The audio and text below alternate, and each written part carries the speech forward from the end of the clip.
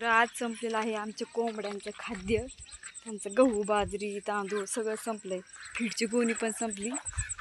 तर मग आज विचार केला की हे कणस त्यांना हे कवळे कवळे कणस घ्यायचे आणि हे त्यांना फुडून कापून घालायची कोयत्याने. तर तुम्ही बघू शकता आमची ही मका. तर यातल्या आपण असे कवळे कवळे कणस घेणार. तर हे असे कणस तोडून घ्यायचे. तर एवढे कणस आपण तोडून घेतलेले आणि कणस पण आहे ना असे कवळे कवळेच घ्यायचे, जेणेकरून त्यांना डायजेस्ट व्हायला पण सोपं गेलं पाहिजे.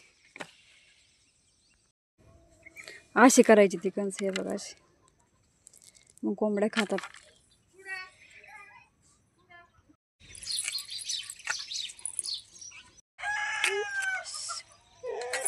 शेतकऱ्याच्या घरात कोणताच प्राणी उपाशी राहत नाही ना, नाही का हो? ना मांजर ना कुत्रा ना गाय ना म्हैस ना कोंबडी. आम्हाला रोज सकाळी उठल्यावर नंतर आधी गायांचा चारा पाणी, मग कोंबड्यांचा, त्यानंतर आमचा. कसे जातात बरोबर जाते मकावर.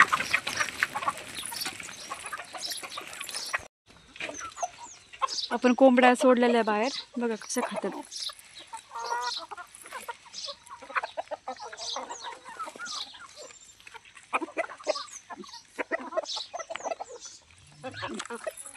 चला, व्हिडिओ आवडला असल्यास नक्की लाईक शेअर करा. थँक्यू. Bye bye.